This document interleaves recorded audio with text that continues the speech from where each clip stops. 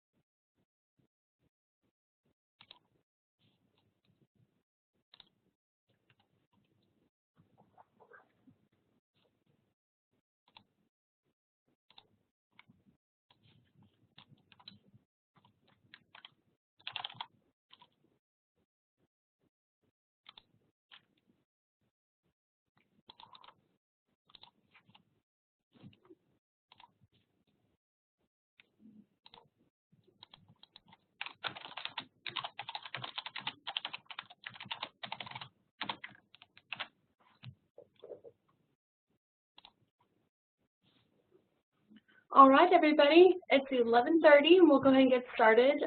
Thank you guys so much for taking time out of your day to join us on this webinar. I'm really excited to co-host this webinar on the application process for the Young Farmer Grant. My name is Erin Kimbrough, and I'm a program coordinator with the Texas Agrability Project and the Battleground and Breaking Ground Project. Those are both projects through Texas A&M AgriLife Extension that one project, we help farmers and ranchers that have disabling conditions or chronic health conditions stay in production agriculture. And my other hat I wear is that we help train veterans to get into production agriculture. So I'll have a slide at the end that will have a little bit of information more about that program and some things going on with that program that we would love to have you in on. And I just wanted to, again, thank you guys for coming, and really thank you to our panelists, Ms. Mindy Fryer and Emmy Wilson from the Texas Department of Agriculture Grants Department. I just have to say, John and I, my husband, are Young Farmer Grant recipients. I think it was 2014, and it was such a wonderful process, and Mindy was such a blessing to work with, and so we really enjoyed all of the benefits and wonderful things that the Young Farmer Grant was able to give to us to start our agriculture operation, and we've used that to get started and grow our operation, and now we've expanded our operation, and we just wanted to share that opportunity with others and give you guys a chance to ask some questions and really to be a part of the process and what's going on. So with that, Mindy, I will let you guys introduce yourselves and then go ahead and get started. Okay, great. Can you hear me okay? I can hear you okay. I did see a couple folks say that they can't hear anything. If you can't hear or you're struggling with your audio, there should be a button at the top of your screen that says audio, or on your quick start screen there should be a button that says audio, and you do have to click connect to audio. So hopefully that will help. But I can hear you fine. I hope can everybody else hear us okay? Okay, well we'll jump in, and if we need to repeat, we definitely will. Thank you so much, Erin, for having us on. As Erin mentioned, my name is Mindy Fryer. I'm the lead grant coordinator here at the Texas Department of Agriculture. One of the programs that we administer is called our Texas Agricultural Finance Authority. And under that program is our Young Farmer Grant. And I have with me Emmy Wilson. She's our grant specialist and primary program coordinator. She's a rock star, so I look forward to you all getting to know her. So we're going to figure out how to use this here. There we go. So as I mentioned, this program is administered by the Texas Department of Agriculture. There are a couple of beginning farmer programs that are offered through Farm Service Agency. This particular one, the Young Farmer Grant Program, is administered through us. It was established back in 2009 as a way to help provide financial assistance for young farmers, beginning farmers. The average age of the farmer is 56 years of age. So our agency back in 2009, along with the Texas Agriculture Finance Authority Board, felt it was pretty important that we invest in the future of agriculture. You know, we have our FFA and 4-H programs, but what happens after that? Where do they turn? So this is just one way to get young farmers or those who are looking for career alternatives off the ground.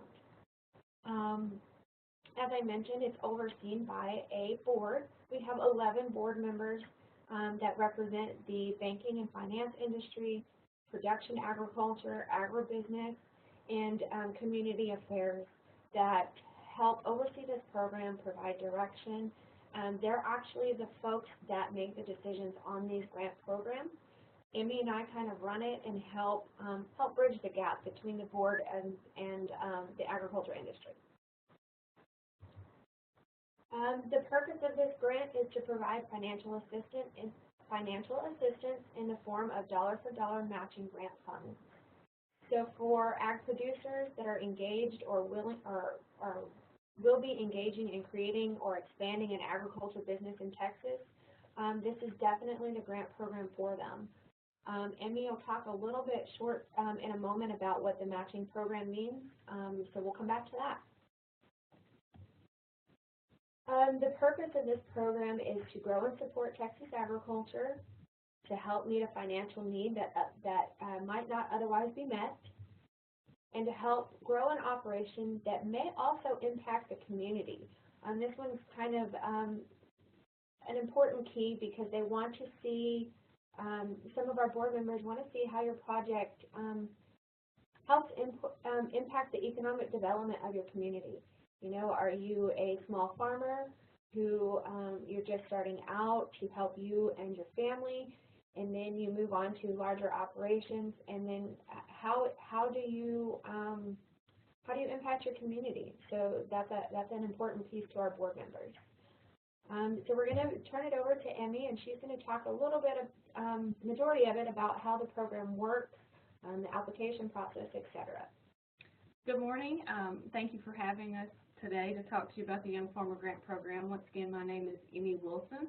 I am the primary contact for this program, and my contact information is also listed at the end of this presentation, so if you'd like to contact me directly with individual questions you may have about your project, that information is there.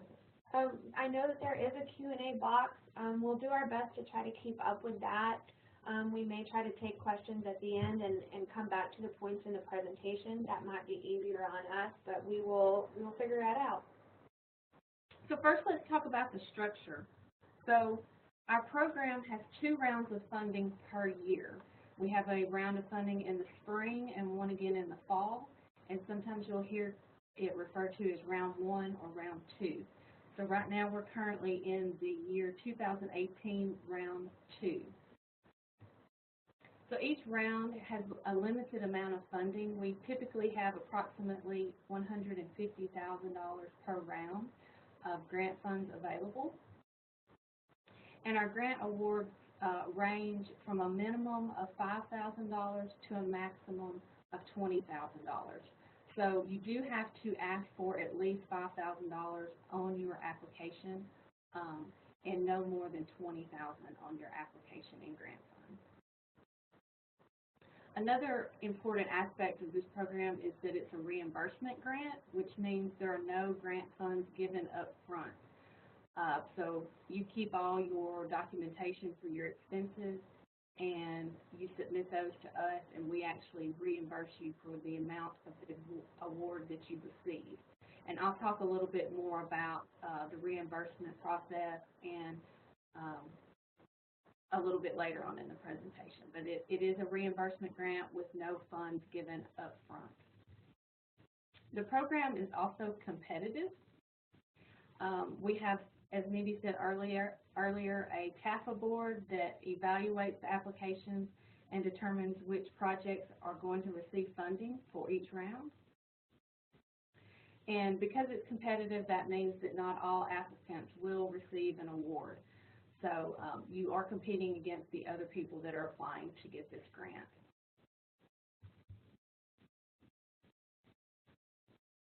I see we have a few questions. Let's see.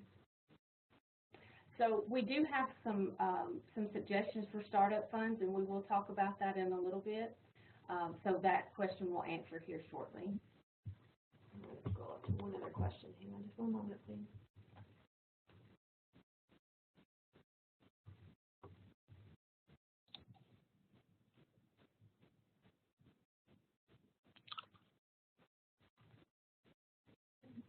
So the question is, does the size of the grant request, is that weighted? Are you more likely to get a grant if you ask for less versus more? And that answer is no. The amount that you ask for is not a determining factor of whether or not you're going to get the award. As long as you're within the range of a $5,000 to a $20,000 ask, that is appropriate, and as long as it's appropriate to your project specifically. So you don't want to ask for more than what you need, but by all means, if you need $20,000 in grant funds and you can match that with your own funding, then you can by all means ask for $20,000 in grant funds. Okay, and we'll talk a little bit more about matching funds and the amount that you should ask for here shortly. So who can apply? Individuals between the ages of 18 to 46 at the time of the application deadline are what is considered to be a young farmer. So you have to be between these two ranges when you apply, and our deadline this year is March the 22nd. So if you turn 47 before March the 22nd, unfortunately, you're not going to be eligible. And if you're not 18, then you won't be eligible. So you must reside in Texas, and you must also operate in Texas, and we do require that you submit your driver's license or birth certificate or some sort of governmental identification so that we can establish that you are a resident of Texas. And that is one of the things that's required to be submitted with your application when you submit it. You also must be a U.S. citizen.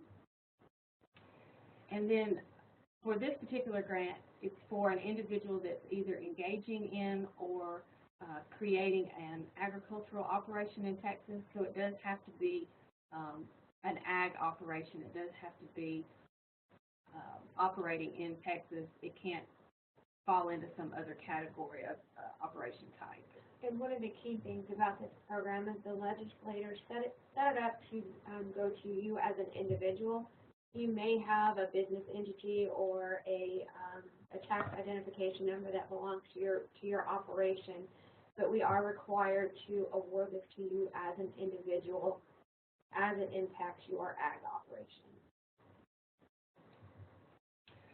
So the last kind of guideline here for who can apply is if you're a current grant recipient, meaning you've applied for this program before and you have an open grant with us, and you still have reporting to do, you're not eligible to apply. So you can only have one open grant at a time, and once that open grant is closed, then you're free to apply for another round of funding.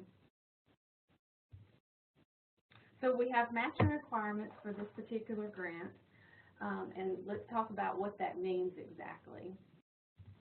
It's pretty much, in layman's terms, your skin in the game. So for every dollar of funding, you have to provide a dollar of matching or one-to-one matching requirement minimum. So let's say you ask for $10,000 in grant funds, then you're required to match with $10,000 of funds for a total grant project of $20,000. So you're going to have to document $20,000 in spending, and we will reimburse you for $10,000, which is the amount that your grant award would be. Another way to think about that is if you went to the feed store and you spent $1,000 on feed for your livestock and you submit a reimbursement, we would reimburse you back $500. So that's how we determine the one-to-one match. So for some sources of matching funds, these could come from personal savings. You could also go to your local bank and your lender, and you could get a loan. If you decide that you need a loan to match for this particular grant, then you will need a letter confirming that the funds are available. You could also have a gift, maybe from a relative, a friend, you know, maybe even a neighbor, but you will have to have a letter from that individual saying that those funds are available and they're being gifted to you for the purpose of this grant. Another source might possibly be investors that you have for the project, and we would also want a letter from those investors. And it could be another source of funding. And if you have one that falls outside of these categories, feel free to call or email us, and we'll let you know if that would be an appropriate source for funding. Typically, most projects are funded either through personal savings or through a loan.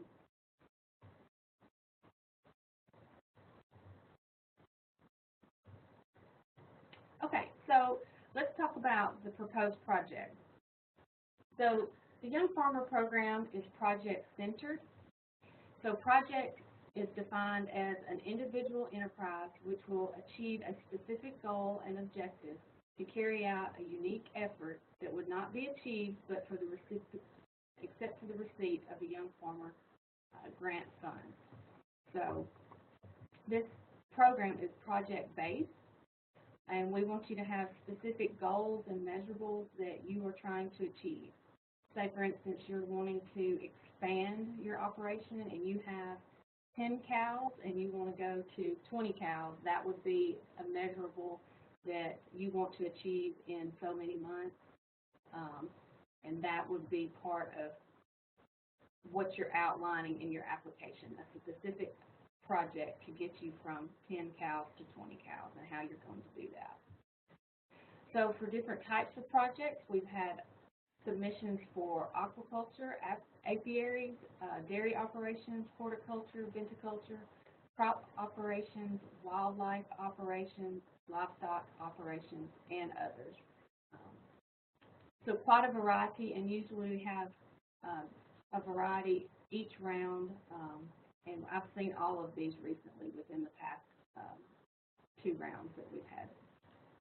So, I mean, with that in mind, we don't look at just one industry, or the board doesn't. They try to spread it out. You know, some years we have a lot of livestock cattle operations. Other years we have more horticulture, crop-based production. Other years, I mean, we've had some larger aquaculture type things.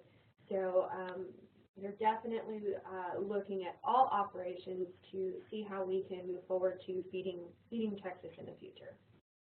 And like I said earlier, you could be starting out an operation brand new, or you could be expanding an operation, or you could also be diversifying what you're doing. So it's open to several different areas for your project.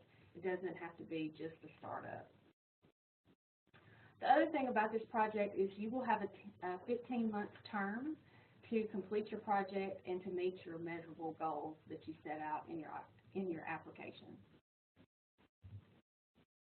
Okay, so let's talk about eligible expenses for a little bit. So your application is going to ask you to outline a budget and what you're going to spend the funds on. So for that purpose, when we talk about eligible expenses, they must be necessary and reasonable for proper and efficient performance and administration of your project. So some things that are eligible include personal costs. That could be salary and benefits or wages for employees. So you can pay someone that helps you on a day-to-day basis with your project if you need a part-time or full-time staff member. It could also be contracts, agreements that you have with private parties to perform a portion of your grant project. Maybe you need to have some custom hire work done and some dozer work, or maybe you need to have some bird boxes built or apiary boxes built. and you could hire someone to build those specific to your needs for your project. So also eligible expenses include supplies and direct operating costs, such as materials, supplies, fabricated parts to carry out your grant project. So this could be, say, fuel for a tractor would fall into that category.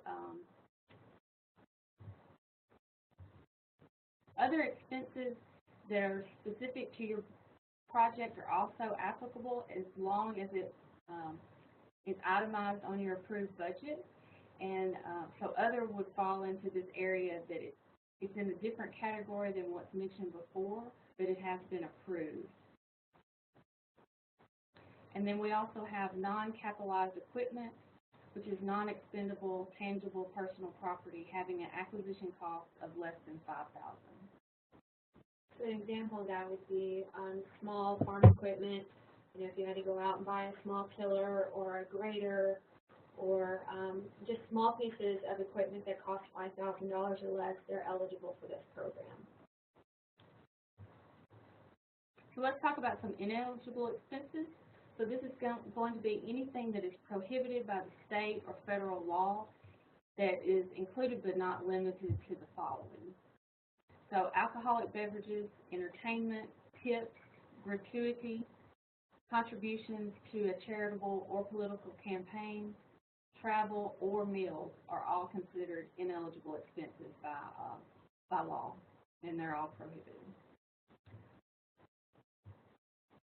So these are a little more probably something that you would run into with your particular project. So expenses that fall outside of your contract or your term of your agreement would be considered ineligible.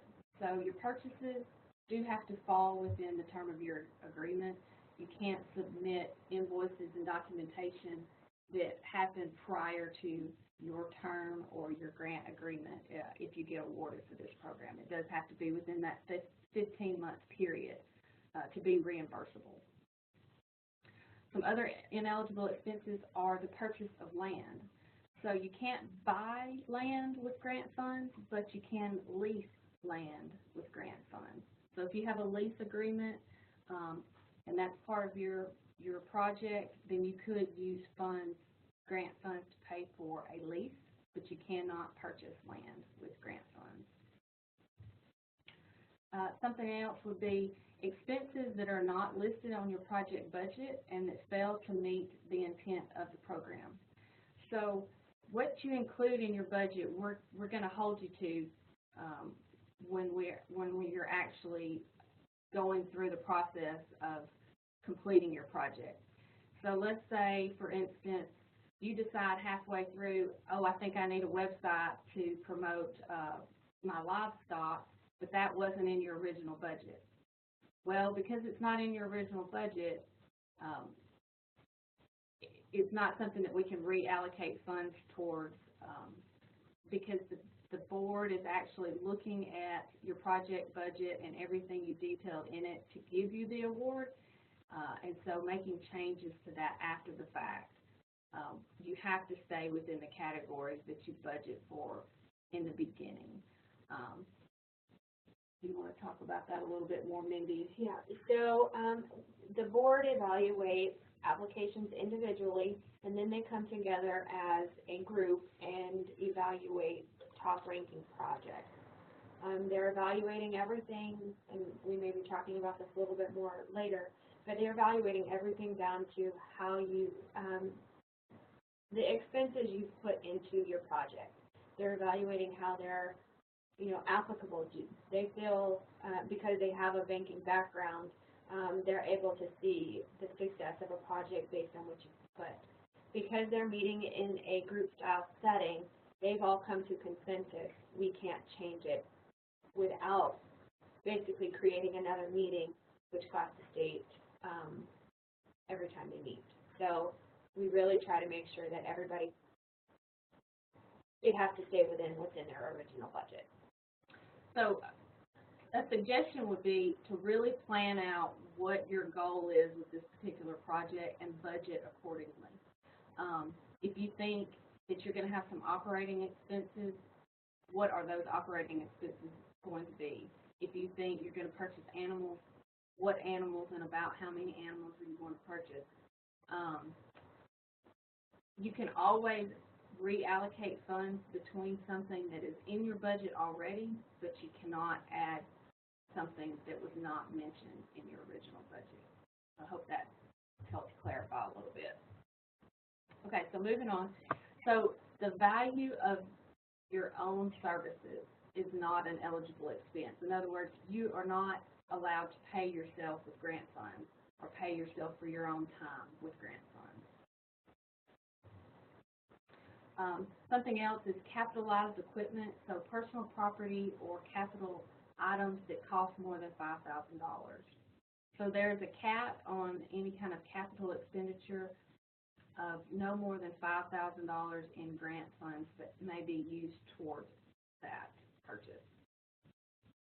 So another example of that would be if you spent $11,000 on a large piece of equipment. I'm going to use a tractor as much as I don't want to.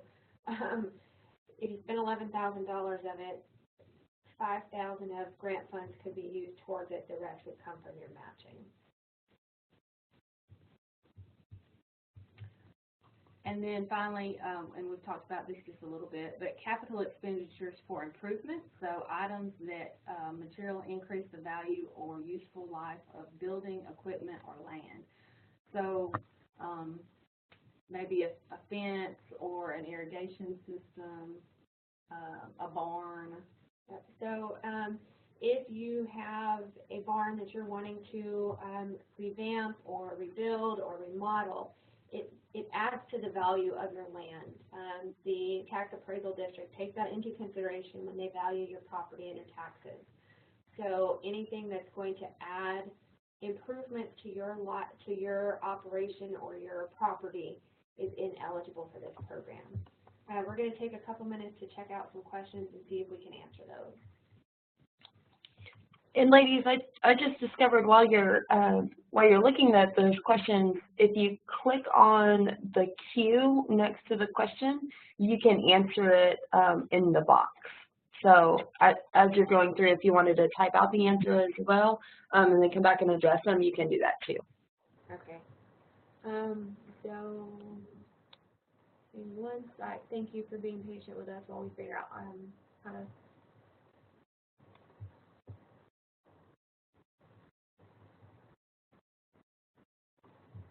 So some of the questions we may come back to. So there's a question about fencing. Fencing can be done up. Fencing can be done up to $5,000 of the grant funds can be used on it. You would just use the rest of the expenses in your matching. So let's say it costs you $6,000 to completely do the fencing that you need. It may be more, but let's use this for an example. If you're going with a one-to-one match, grant funds would pay you back $3,000 of it, and $3,000 would be used in your matching. So that's one way to think about it.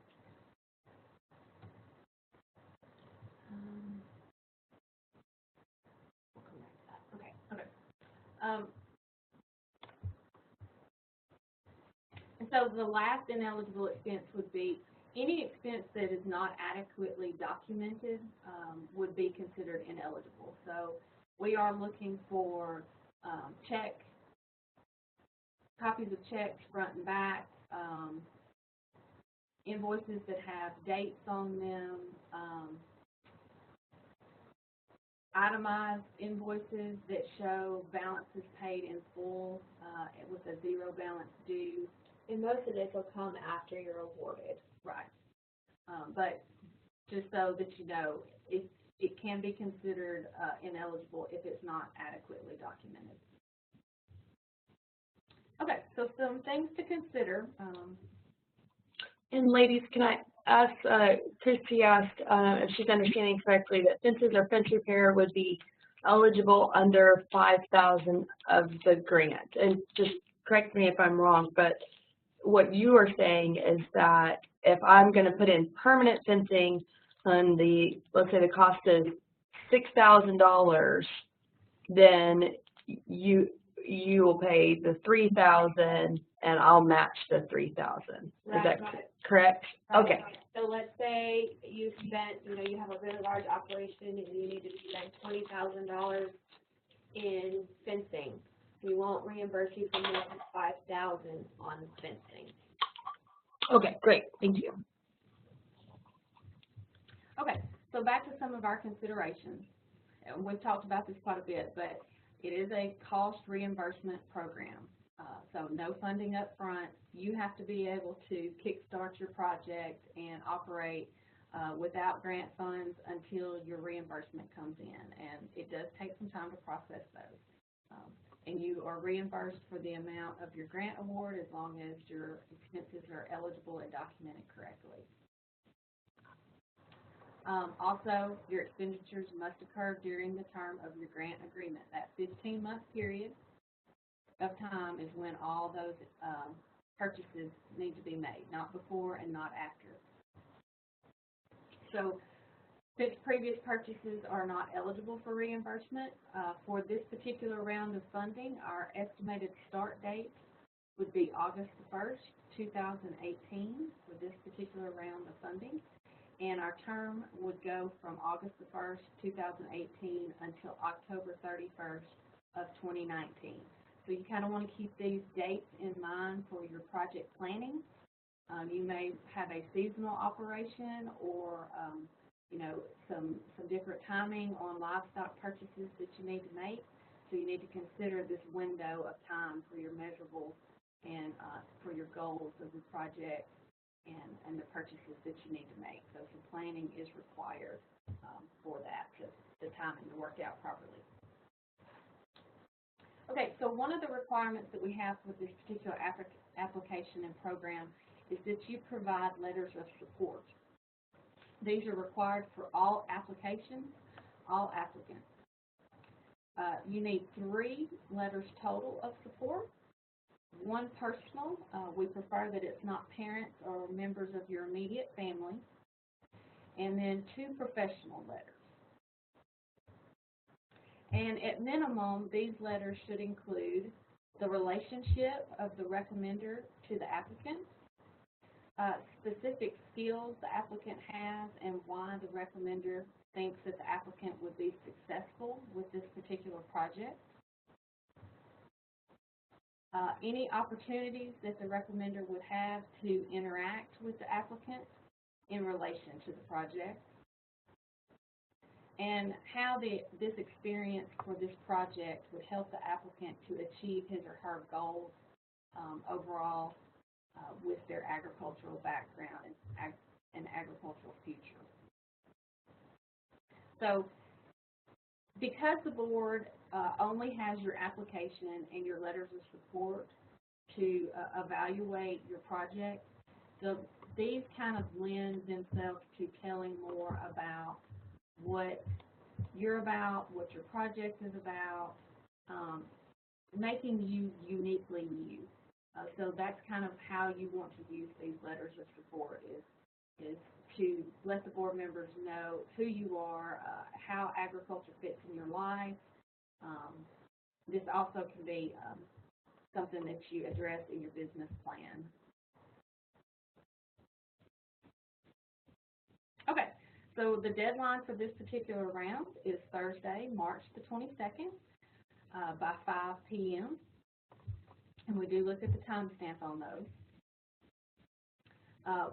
You can submit them via mail, but the easiest and most efficient way is to submit your application via email.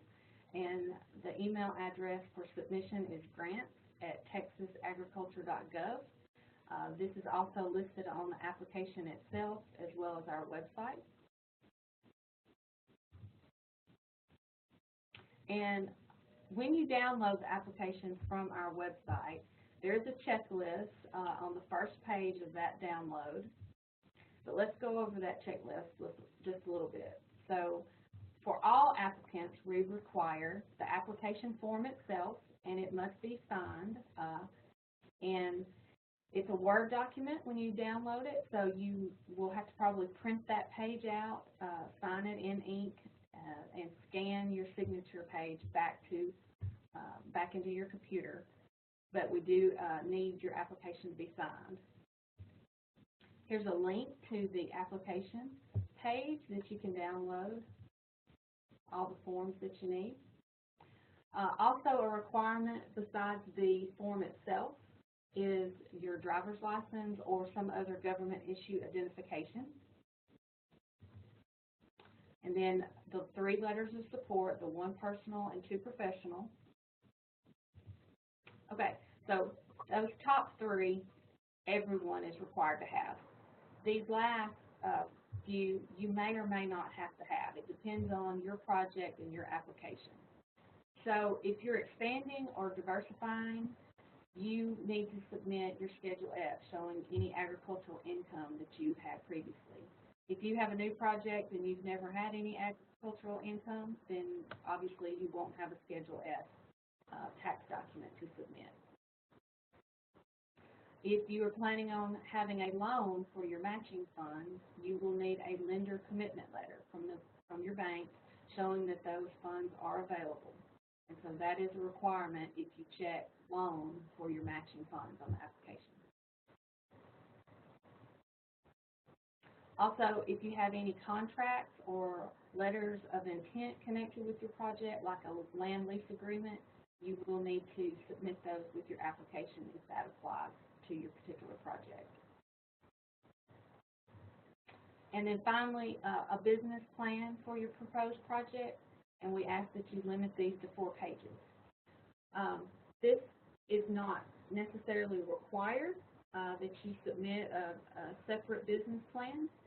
There is a page in the application, I believe it's titled Budget Narrative, and it's right after your project budget that addresses some business plan areas. If that's not enough room for you on the application, you can expand it into this 4-page limited document. But we do want you to address those particular areas in the application, such as your operating costs, your land, your equipment, everything that's on page 9 of your application. You need to make sure you answer those and not leave any areas blank.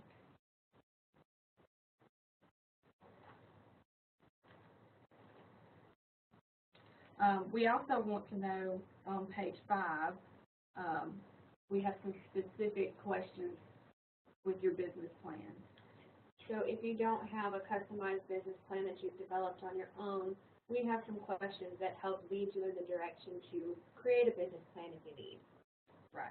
So you don't want to leave any of those areas blank on page 5 of that application. And that's actually a good rule of thumb for the entire application. Don't leave it blank. But if on page 5 you need to expand more to tell us about your operation, feel free to attach those additional pages addressing your vision, your products, your production, your marketing, and your operation description. And that's a pretty good rule of thumb for all projects, that's really the meat of your application, and let the board members know what your project is going to be all about and how it's unique. So really utilize that page 5 in your application and your business plan area to let the board know how your project is unique and why they should fund you. So some tips. These are pretty common sense, but we'll mention them anyway. Allow plenty of time to complete this application and gather your support letters. The application is pretty long and lengthy. Your support letters, your recommenders, they need time to write you a good letter of support. So, you know, a couple of days is not going to be sufficient time to fill out this application because of the length of it. So you just want to allow plenty of time. Another suggestion is don't leave any questions blank. You know, mark no if it doesn't apply to you.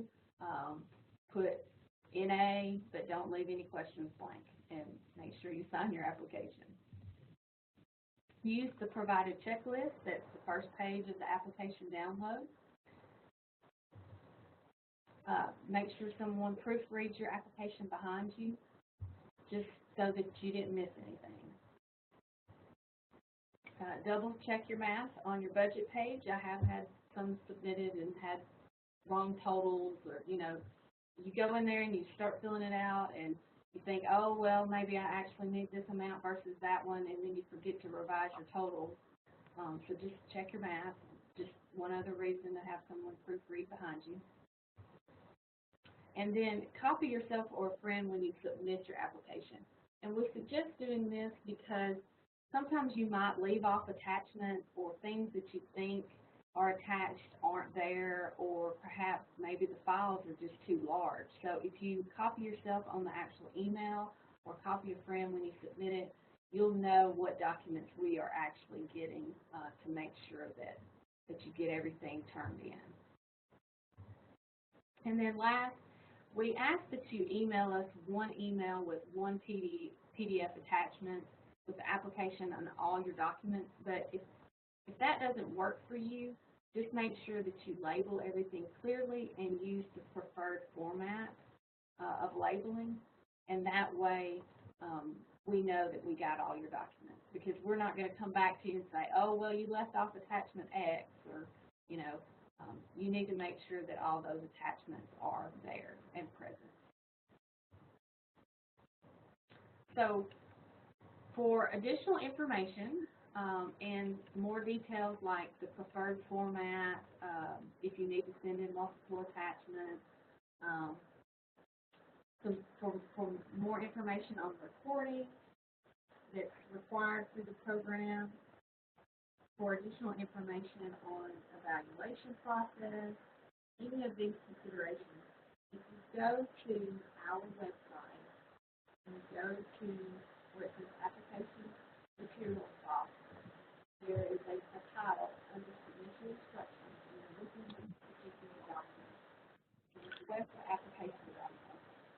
Ladies, I'm having a hard time hearing you. I don't know if it's my computer, or is everybody else still hearing everybody okay?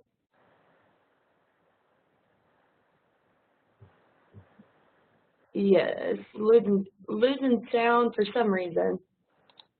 Okay, can you hear us now? Oh, a little better. Yes, ma'am. Well, in my computer, the fan just went off, so. Ah, maybe that was it. Sorry about that. That's okay. No, I think we're good now. Okay, but basically, in addition to the information in this particular presentation, there is a submission instructions document, and the document details most of what we've talked about today, and it's in this document called Request for Application on our website. It tells project timelines, it tells funding parameters, it tells more about budget information, reporting information, and submittal instructions. So this is a valuable document, and we suggest you read it in its entirety before you complete your application.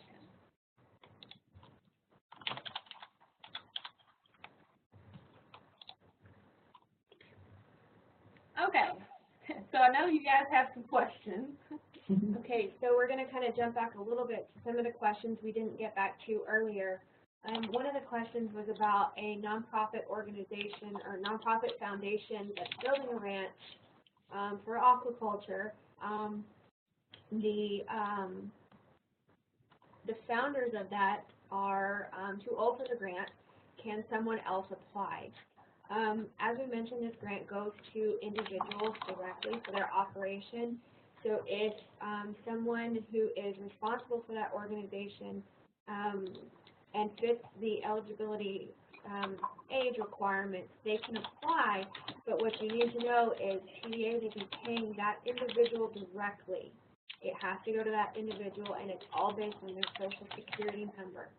Funds can be deposited into a business account, but you will receive a 1099 on your Social Security number. So let's say you're a younger person and you're on the board of directors for that nonprofit, and you're working for that entity. You as that individual will be responsible, and you will be getting the 1099 for it. We're often asked about the age requirement, and would there ever be any programs for anybody that exceeds the age of 46? We get this question all the time, and we would love to. But as I mentioned, this program is set up through the Texas legislature. So any programs that would help anybody over the age of 46 would have to come from them. So we're always looking for them, and someday it's going to happen. Some other questions about custom hire work. If it doesn't have a contract with it, that's okay. You know, that's a direct expense to you. Sometimes there are contracts for any type of service provided. So it just depends on the nature of the expense. It's not always required, but if you have one, it's on a case-by-case basis. Let me see. Oh my goodness. Oh, there we go.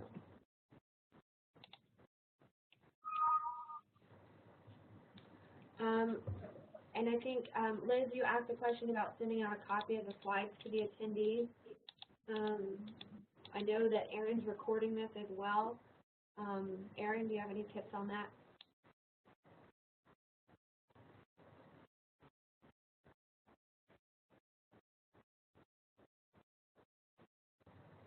If Erin is not able to get you a copy of the slide presentation, feel free to email us at grants@texasagriculture.gov, and we'll be happy to send you a copy of the slideshow presentation. Are there any other questions?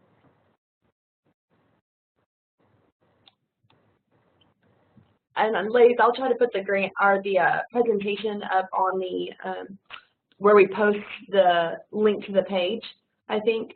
So I'll try and post it up there so you don't have to email it to all the people. Erin, are there other questions that you can think of that we didn't cover? I think one thing to know that, and you might have addressed it, but I just want to make sure that everybody was really aware it's important, is that your work can't begin before you are awarded. So, for example, if you put in an application to buy cows and it's not funded until August, and in July you decide you don't want to wait anymore and you buy cows and you're funded in August, then you can't use your TDA grant funds to reimburse you for the cows you purchased before the grant period. So I think that's just important to know, because I've heard that a couple times from some recipients who had that problem. So I think that's important. Grant, I think you guys did a really great job of covering most of the questions I think that I hear about. When somebody says that they're going to use their personal savings to cover the cost, their matching funds, do they have to submit anything that goes along with that to prove what they have in savings? So at this time, no. There is no requirement. It is a question that some of the bankers on the board do ask. They're like, well, how do we know? How do we know? I mean, at the end of the day, they are self-certifying, and, you know, we are reimbursing them, so. Great. Yep. That's a hard one. You know, and like I said, we do have a large number of bankers on this board. So when they are looking at the application, they're looking at your budget. There are some questions that are asked about operating expenses, you know, kind of an overall budget for your operation. If you do have a Schedule F, they're looking at all of that from a banker mindset. Their goal is to figure out, you know, are we really investing in a project that's going to have a return on investment? And so that's where a lot of our questions come into play. You know, we're looking to see, you know, we're not just going to give you some money to go do something. You know, there's a vested interest in it for the state of Texas, for the future of agriculture, for feeding the future of Texas and the United States. So even though it's not a lot of money, it does have a huge impact. Absolutely.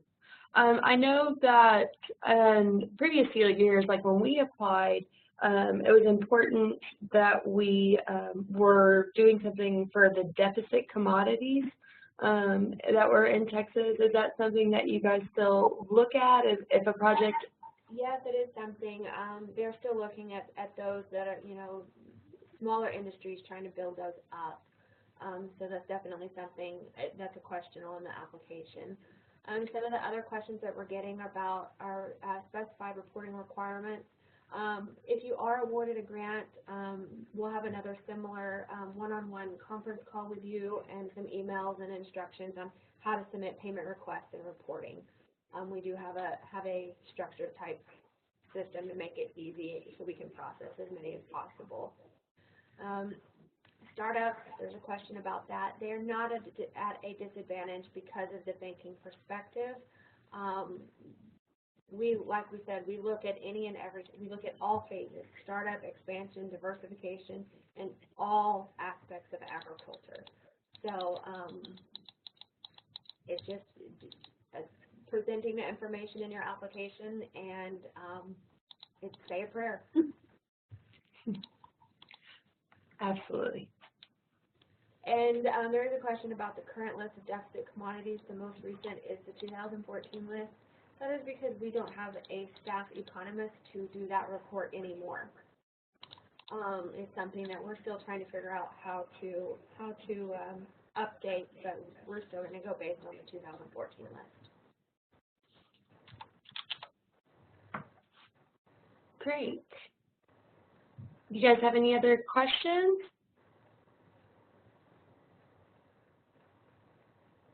Well, thank you guys so much for your time. We appreciate this. We look forward to, if you have any other additional questions, Emmy's contact information is there. She is out tomorrow. It is Texas Independence Day, so leave her a message. That's wonderful. Well, ladies, I can't say thank you enough. That was amazing. And again, I really appreciate it. And I posted my email on here. And before we go, I'm going to steal the ball real quick. I'm going to show you where we're going to post this when we get it converted. I have to convert it to an MP4 format, so it takes me a little bit. But I'm going to hop over, take the presenter role here. So where you can find information and more about Texas Agrability or Battleground project is on our Texas Agrability page. It's this txagrability.tamu.edu. And we post our courses right here where it says online courses.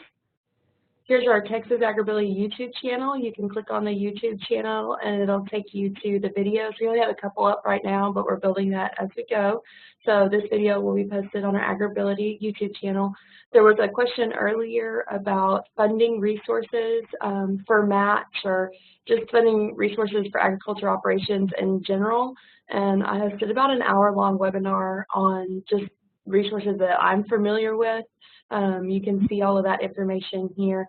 And I just also wanted to draw your attention to, we've got a program that is for beginning farmer ranchers and for especially our veterans. It's called our Battleground or Breaking Ground project, and the applications are open now through March 18th. And we have, just told you a little bit more about it, 3 phases. We have this phase 1 workshop, which is just a day long. And then we have a phase 2, which we actually help you build your business plan. We do that over about 16 weeks. And then phase 3, you'll get 100 hours of hands-on education at any of our training farms and or with mentors. And then once you complete all of that, it actually opens up access to land for lease at one of our incubator farms in Dallas, our College Station. So it's a pretty neat program. If you're interested in that, again, applications close March 18th, so you can access those applications here. And if you're interested in attending any events with us, I encourage you to click on this events, and here's the different events. If you subscribe to our events calendar, it'll notify you when we put events up. We're doing lots of these hands-on learning opportunities, like this chicken processing. You'll actually process your own chicken. This is our workshop, and then we're doing, like I said, a couple more hands-on learning opportunities. We try to do a couple a month.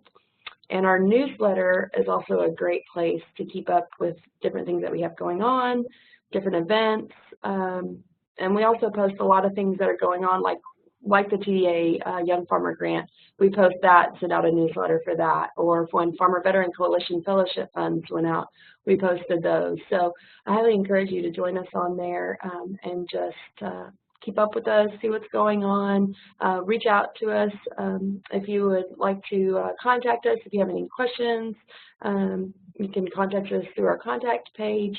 And I think that is about it. If you guys don't have any other questions for us, and I really appreciate you guys for taking the time to join us, and I look forward to hearing from you. And Mindy and Emmy, you'll have to help me, let me know if this helps you guys out too. I hope that we'll send it to you and you can post it if you'd like, and then hopefully that helps get some more applications and more ag operations started in Texas.